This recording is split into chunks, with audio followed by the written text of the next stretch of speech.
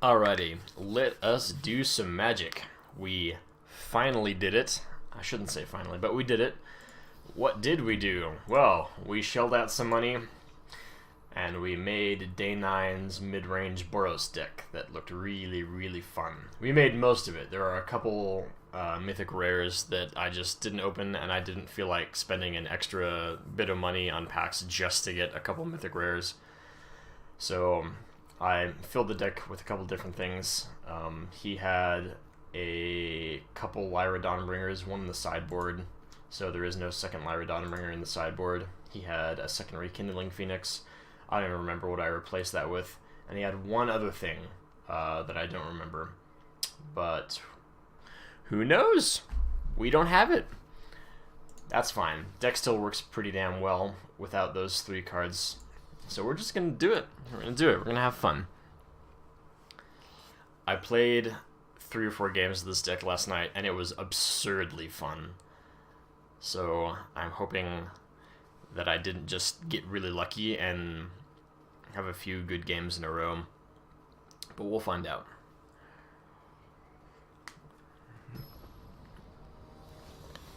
I guess I really should be taking this into best of 3s, but I'm just not going to do that yet.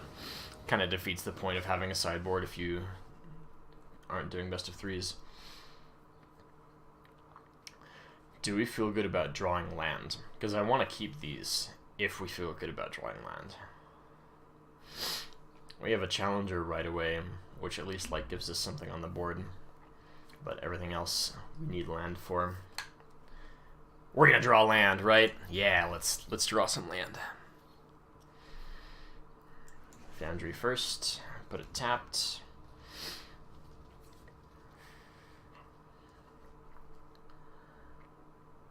We have also adopted the, oh, wonderful, wonderful land. Okay, good. Put Challenger out there. We've adopted the wonderful practice of not laying our coffee mug down on the table so it makes a whole bunch of noise. What is your deck? What does your deck do? Is it gates?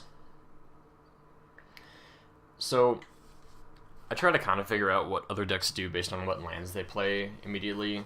And I guess someone could correct me if I'm wrong, but I don't know any deck that uses gates aside from the 4 gates deck or the 5 gates deck, or the 5 gates deck. Like, there's no other point in using gates in a regular deck because they are just objectively worse than things like Clifftop Retreat, Sacred Foundry, the lands that, you know, you can pay 2 life to do. I hope that doesn't get countered. He does have blue mana, so it's always something to think about. It did not. I didn't think Tajik was super good, but after reading his text, I realized kind of how wrong I was. Because nothing can kill the Boros Challenger right now until he has like stuff in play. He has to kill Tajik and then he has to kill the Challenger, which is just super cool. That and Haste and Mentor is just also really nice for buffing little things that you get out onto the board right away. What the hell was I talking about earlier? Oh yeah, the gates. Yeah, it's definitely the gates deck. Okay, good. He's got Growth Spirals, he's got Guild Summit. It's just like, when I see gates and basic land first, I'm like, did you build a shitty version of some other deck where your land doesn't do anything useful? Okay, so he's going to put out gates really quick. Chances are he's got a Circuitous Route. He'll be able to have 6 gates. He'll be able to cast a Archway Angel after that. So our question is, can we kill him before an Archway Angel actually comes down? And I think the question is probably not. So we need to put this on Tajik, because then he will, since his power is greater, he will now be able to mentor the Boros Challenger.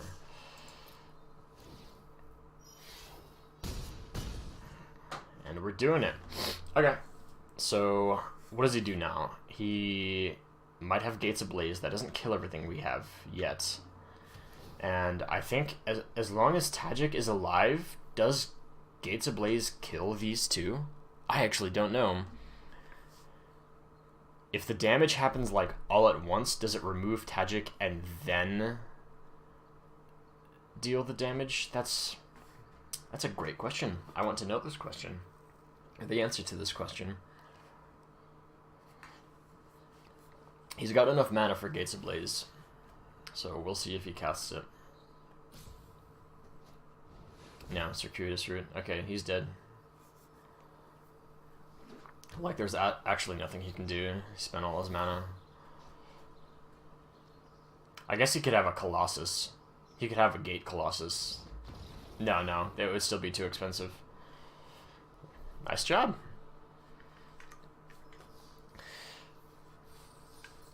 I really like that this deck can play fast, but it doesn't need to play fast. And that's kind of something that I was struggling with other decks that I've had, like Izzet Drakes, is that Izzet Drakes, you rely really heavily on draws if you need to play fast. Obviously, you have to have your Drakes out there, or you have to have Terramanders, but then you also need to get Scries or Opts, you need to get Chart of Courses, you need to get Discoveries so that you can actually just chug spells into your graveyard. And if you don't have access to those cards, then you kind of just sit around and have like really weak creatures, because you need 4 or 5 spells in your graveyards before Terramander becomes super useful, and you need like 3-ish spells in your graveyard before your Drakes become useful. And sometimes that just like doesn't happen. You aren't able to just throw spells into your graveyard, and sometimes you just don't draw your Drakes, and it's a bummer. And I feel like this deck doesn't suffer for that problem. It can accelerate very quickly, but it's also not helpless later on like some aggro decks are. Because like when someone stabilizes against mono red, it's over. But you can build a board and like continue putting pressure on people with this deck rather than just kind of burn out. At least in my experience. I haven't played the deck a whole lot. We're going to keep that. We've got enough mana to do pretty much everything. History of Benalia will be terrifying. History of Benalia is such a disgusting card. Especially when you get 2 of them out at the same time and all of a sudden you've got like a billion knights and then they all have +2/+1. Drew says that he is buying Subnautica. Good luck, Drew. Enjoy playing Subnautica. I suppose I should go watch Day 9 stuff on Subnautica. I haven't really heard much about I mean, like, I guess I've kind of heard about the game, but I've never really considered playing it. Alright, we're against Mono Red. We are almost certainly Lava Coiling something next turn just for the sake of doing it. So we'll Foundry now tapped because we can't do anything else. And then we will Plains or Clifftop Retreat, Lava Coil, a thing. Could be anything. It might just be the Lava Runner. Is he actually not going to play anything? No, there it is. Alright, we'll probably do the Pyromancer. Or will we do the Lava Runner assuming... No, we shouldn't assume things like that. Or do we Legion's Landing? Is that very good, just to have a 1/1 with lifelink? I don't think it is.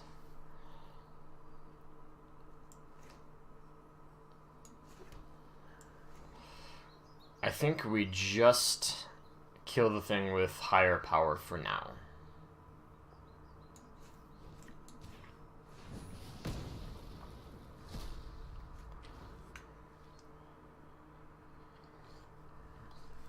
And then we can History of Benalia and History of Benalia again. And hopefully that gives us enough to just start blocking. And if we get another mana, we can History of Benalia and Legion's Landing the turn after that. And and that should help us regain just a little bit of health, but everything matters against mono red. Everything matters. That fucking sucks. Chain Whirler sucks, because I can't block it. I mean, I can block it, but it'll just kill all my stuff because of First Strike. Hoof. Hoig. How do we do this? I guess we just history, right? That's, like, for sure the best thing to do.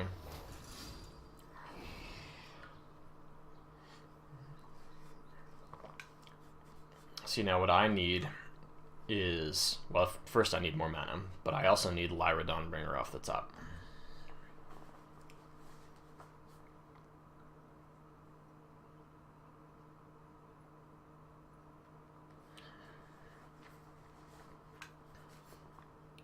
Do I have any other life linkers in this deck? Wow. My guy, my dude, lightning bolting my minions. It's probably the right choice, actually. Because if he doesn't lightning bolt a minion, maybe I have some kind of weird buff for it. All he knows is that I'm Boros. He doesn't know that I'm a weird non-super aggro Boros. Okay, so now we do another history. And we do a Legion's Landing. And we're still probably dead, but maybe we're not dead. So next turn, do I a Johnny?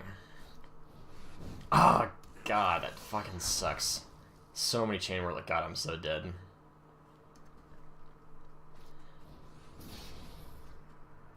I think this was a decent hand against anything but mono red. I just have to block these, right? Like, there's just no other thing to do.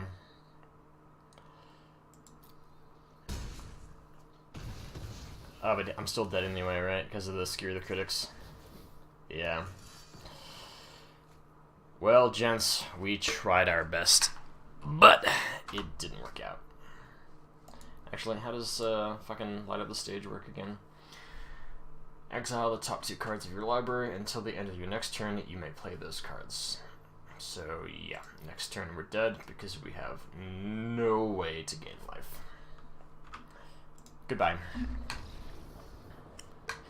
It's funny, I'm usually like not intimidated by mono red because my Golgari deck just kind of shits on it most of the time. Provided that you draw a single Wild Growth Walker, that is. Otherwise it can be kind of hard. So I'm not like used to being intimidated by mono red, but I suppose this deck doesn't have nearly as much healing in it. At least not early healing. If you get Lyras and Resplendent Angels and stuff out, you can start healing a whole bunch, but that takes a little while.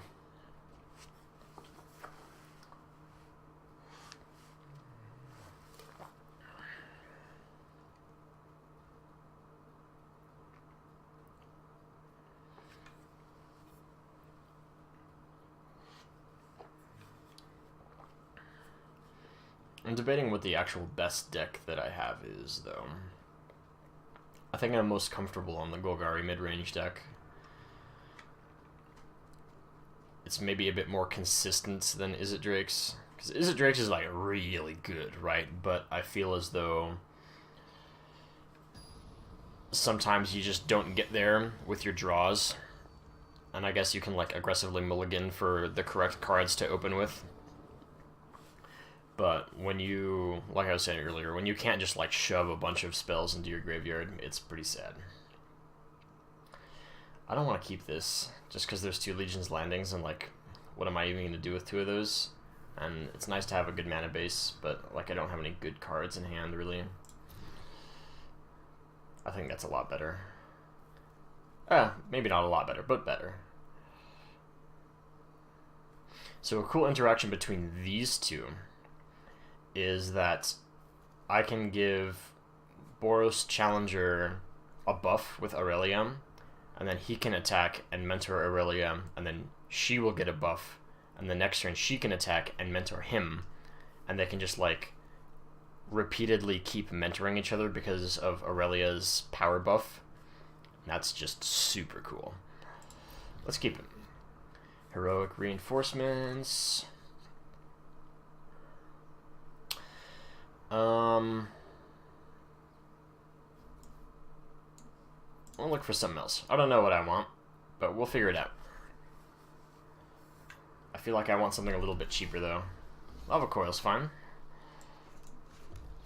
So he's probably mono blue, because people are assholes, and you just have to deal with this sometimes. He is not mono blue. But he is still blue, and therefore he is still a scumbag. I'm an idiot. Why didn't I play white mana? Oh, I'm an idiot! Get it out of here! Get it out of here! I'm gonna lava coil things out of anger and spite. Oh boy. Okay, well. We have Tajik, so I guess we're just doing that, huh?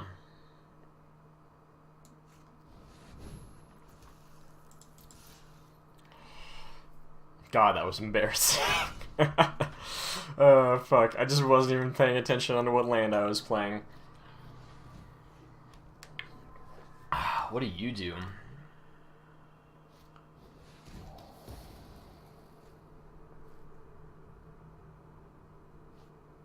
Ooh, that's kind of nasty.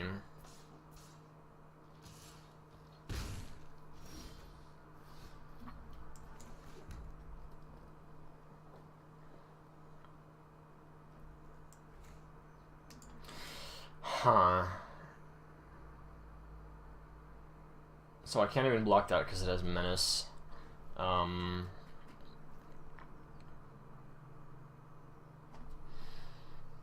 So here's a question.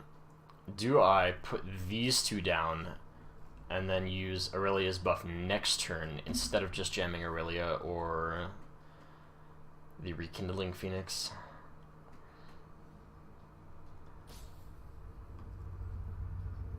I'm gonna say yeah. Let's do that. Oh, fuck. I'm still really stupid. Oh my god, I already want to concede. I'm so dumb. Forgot I didn't have 2 white mana. Now we do. So we'll play you. I'm gonna play the Phoenix and start buffing things next turn. No attacks.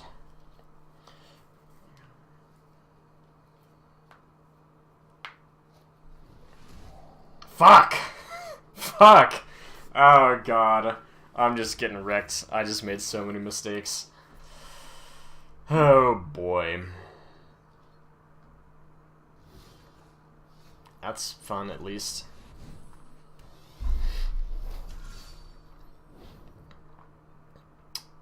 I want to attack because it'll transform Legion's Landing, but I think attacking will also just be really stupid right now because he blocks, and he blocks, and he blocks, and like most of his shit survives.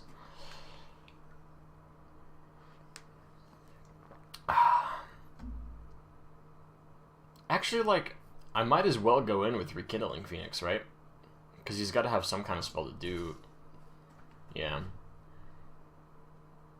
I'm not too concerned about my life total. I don't feel like he's going to kill me super fast.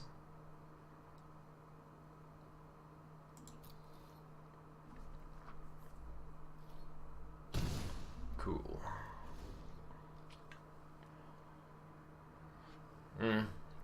I guess that also could have been a mistake, because I can't block Thief of Sanity anymore. Yeah. Hopefully he doesn't take anything away from me that's too nice.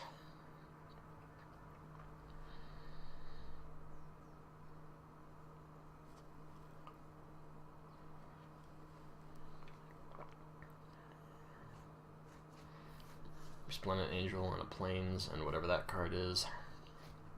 Fuck! Alright, get us out of here. Oh wait, we got a Johnny. Maybe not. Maybe a Johnny can win us the game. He can't counter it, so go Johnny. Fucking deliver us.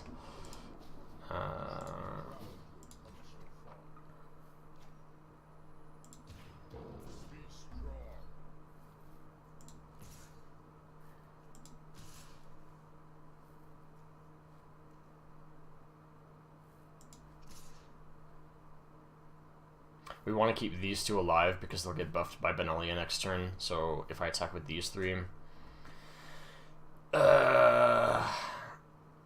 I can mentor this so that Aurelia can't block it. This can block it, and that's actually fucking annoying.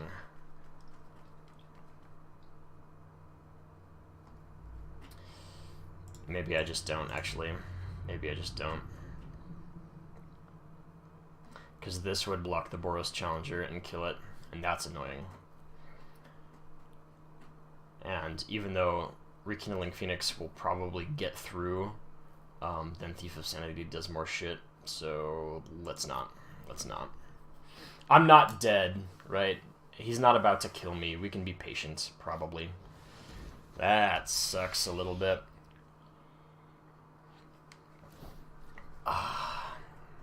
Can't believe he got Aurelia. He's gonna kill a Johnny, though. And that's gonna suck just a bit. Actually, can he afford to kill a Johnny? Let's think about that. Because if he swings in with like 2 of these and then I get Benelia off, I could threaten a lot of damage onto him. Luckily he doesn't have any white or red creatures, so all he will give is 2/2, and it doesn't get the Vigilance or the Trample. Except on herself, of course, because I'm an idiot. That's fine. We just block with this, right? And it comes back. So he does 1 damage to a Johnny, but it's whatever.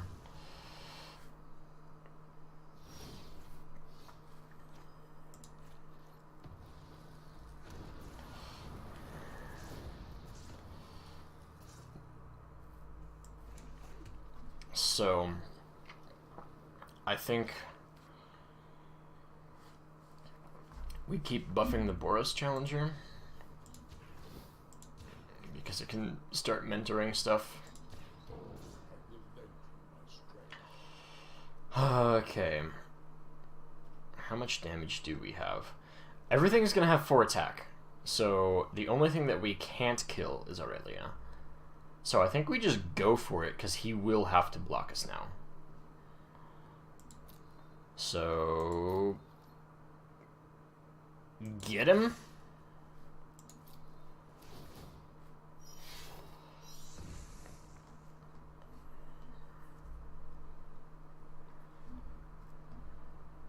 He has to block, right? Because we've got 12 damage, we've got 20 damage.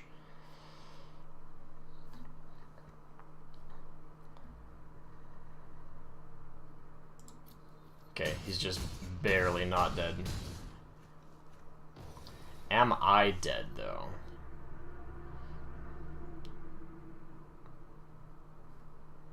No. He's got 4, 7, 9 plus an additional 2. He's got 11 damage.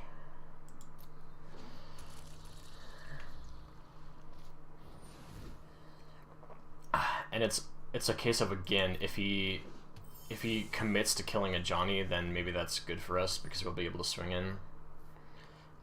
We might as well make our creature with lifelink right now, huh? Let's do that. Might as well spend our mana while it's there. Oh, he's just going for it.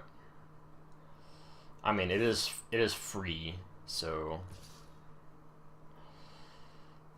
because it gives, Aurelia's thing gives her vigilance. Fuck, she has mentor too.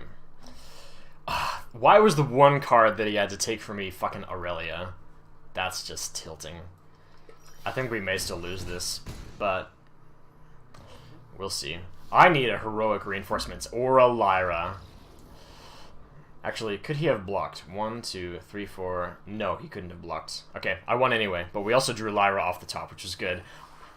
I did not deserve to win that game. I fucked up so bad, so many times. Oh boy. Let's play one more. Let's have a clean game before we end the recording, because that was me being a fucking doof. Scott, if you're watching, that was me being a stupid. This is one of the things that I replaced Lyra slash Rekindling Phoenix with. Is not nearly as good. It's like more expensive than Lyra and just also objectively worse. But it's a big thing with flying, so I was like, sure, why not? We'll put it in there.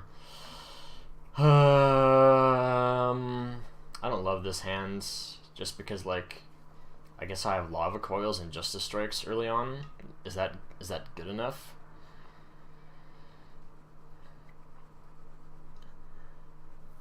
Nah. Okay, I like that a little better. Tithe Ticker early on is kind of nice, especially if I'm against Mono Blue. This has really cool art, but I don't think it's a good card. It's just kind of there to be a big flyer. We'll absolutely take a Boros Challenger. Land.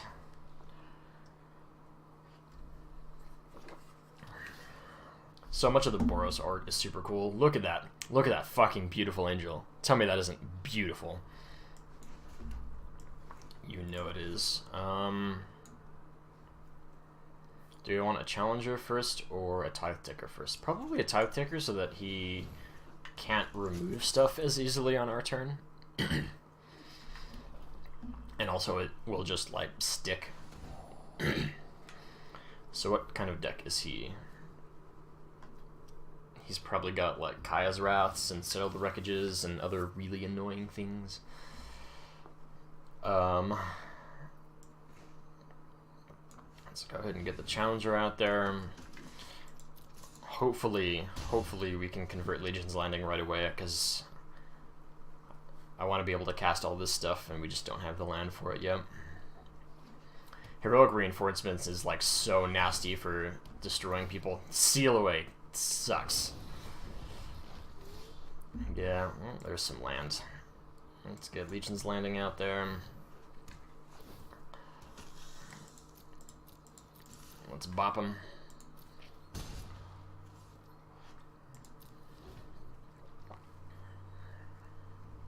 I do think Boros is, like, the most aesthetically pleasing of the guilds out there. The red and white is just fucking beautiful, and they're full of, like, angels and...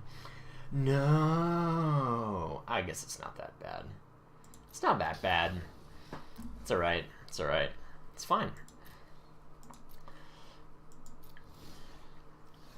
Well, that's the only thing we can play, so that's what we're playing. And we can mentor things, which is beautiful. Angels are so cool.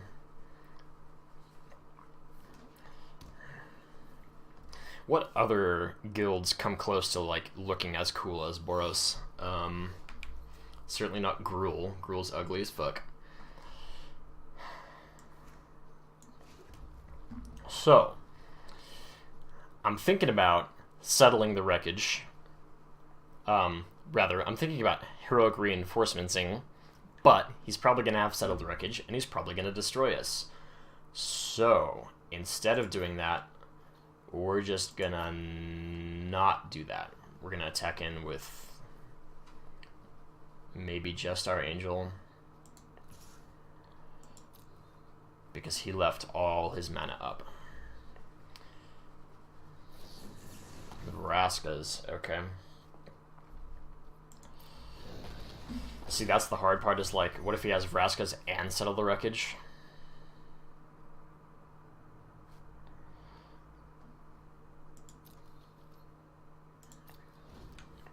I need for him to spend his mana before I commit.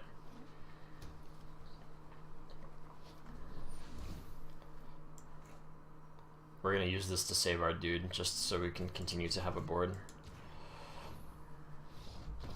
Got him. So he would still have enough mana for Settle the Wreckage there, but at least we still, like, keep our stuff on the board to continue threatening, and we can just cut, like, plink away, plink away, plink away, and hopefully he doesn't have Kaya's Wraths or other things that will clear the board and heal him. I don't know what his hand looked like, but it must have been pretty miserable if he conceded there, so that's fine. Well, that was really fun. I like this deck a whole lot. I really want Scott to try it because I think like Scott deserves to play Boros more than I do because justice and honor and whatnot. So we might have to arrange for Scott to have this deck at some point because I think it's exactly his style. But until next time, we're going to cut the recording. See you guys later.